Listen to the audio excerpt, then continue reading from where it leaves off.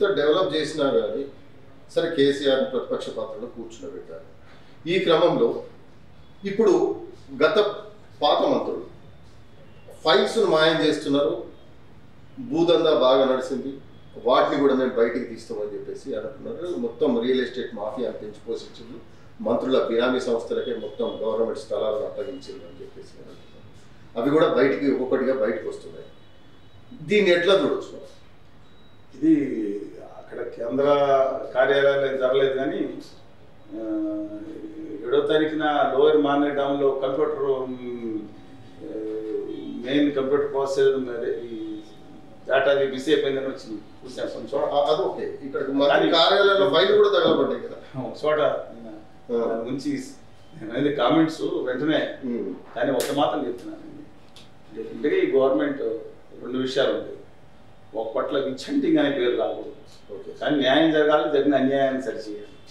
డెఫినెట్గా దాని ముందే అదే ప్రాధాన్యత కావాలి. ఎందుకు చెప్తున్నానంటే అందరూ కూడా దయచేసి గమనించాలి. 1977 ఎన్నికలు జరిగినాయి కేంద్రంలో. జరిగినప్పుడు ఇందిరాగాంధీ గారు మీద కేసు పెట్టమన్నారు, కొంతమంది ఒప్పుకోలేదు. మన అంత చేసిన 80% జైలుకి పంపించాల్సింది అని ఒక హార్డ్ లైనర్ స్వర్గం పెరిగింది.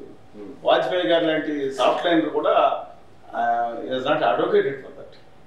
బట్ చరణ్ సింగ్ గారు కానీ మొరజీ దేశాయ్ గారు వెరీ టఫ్ క్యాండిడేట్. దాంతోపాటు కొంతమంది రాజనారాయణ గారు లాంటి వారు కానీ ఎట్టి పుస్తకాలు మరి ఇందిరాగాంధీ గారి మీద గెలిచిన దాంట్లో ఉన్నారు కదా, అలాంటి కొంతమంది మాత్రం ఆ రోజు మధుల్ ఎమాయి గారు అంటే వాళ్ళు కొంచెం సాఫ్ట్ లైనర్స్ ఉన్నారు. అరెస్ట్ చేసి వెంటనే ఆమె తీసుకొచ్చి తీసుకొచ్చి జైలు వేసి ఉన్న కూడా కాదు, ఆ యొక్క సింపతి పనిచేసింది. అందుకని కాంగ్రెస్ ఎవరు ఏమన్నా ఎవరు కాదనుకున్నా వాట్ ఫర్ నేను చెప్తున్నా కదండి. కోదండరామ్ గారు కూడా కాదు, కోదండరామ్ గారు సమైక్యవాదు చాలా కాలం నాకు తెలుసు. కేసీఆర్ గారు కూడా ఆ రోజు 610లో ఏం మాట్లాడారో అసెంబ్లీ చూసాం 1990-96 డిఫరెంట్ ఇష్యూ. కానీ ఆయన కనుక లేకుండా ఉంటే తెలంగాణ అనేది ఏది ఒక విధ్వంసం చేతి లేకుండా విద్వేషం ఎదురొచ్చుకుంటారు చాలా, అది పక్కన పెట్టి భౌతిక హింస లేకుండా తీసుకురావడంలో ఆయన కనుక లేకపోతే తెలంగాణ సాధ్యమైంది కాదు. డెఫినెట్గా తెలంగాణ ఏర్పడిన తర్వాత బారింగ్ ఫ్యూ థింగ్స్ కొన్ని విషయాలు తప్పితే ఇవాళ మిగతా విషయాల్లో అది అండి. ఓకే, సో అంటే కాంగ్రెస్ ప్రభుత్వం ఏర్పడి నెల రోజులు దాటలేదు అనేది మనకు తెలుసు. ఈ క్రమంలో అప్పుడే మీరు 6 గ్యారెంటీస్ ఎప్పుడు అమలు చేస్తారు, వాళ్ళు ఎప్పుడు 100 రోజులు అమలు చేస్తామని చెప్పేసి అప్పుడే విమర్శల దాడి ప్రారంభమైంది. దీన్ని ఎట్లా చూడదు? మంచిది కాదు. కనీసం హానీమూన్ పీరియడ్ అని వాళ్ళు చెప్పక్కర్లేదు, కానీ 100 రోజులు ఇవ్వాలి. కానీ అవతల పార్లమెంట్ ఎన్నికలు వస్తున్నాయి, క్యాచ్ 22 సిచ్యుయేషన్, క్యాచ్ 11 అంటారు కదా, ఈ సిచ్యుయేషన్ ఉన్నారు. అందువల్ల తమ విమర్శలు చేయకపోతే ఇంకా దీనికి అప్పచెప్పేసినట్టు వస్తుందేమని చెప్పి మాట్లాడుతూ ఉన్నారు. రాజకీయ విమర్శలు చేయడం తప్పు కదా, రాజకీయ పార్టీలు పెట్టుకుని చారిటీ కోసం కాదు కదండి. కానీ సంయమనం పాటించాల్సిన అవసరం అని మర్చిపోతున్నారు బీఆర్ఎస్ నేతలు. కానీ మళ్ళీ బీఆర్ఎస్ మాత్రం వచ్చే ఎన్నికల్లో మాత్రం నేను చెప్తున్నానండి, I think it will sandwich between BJP and Congress.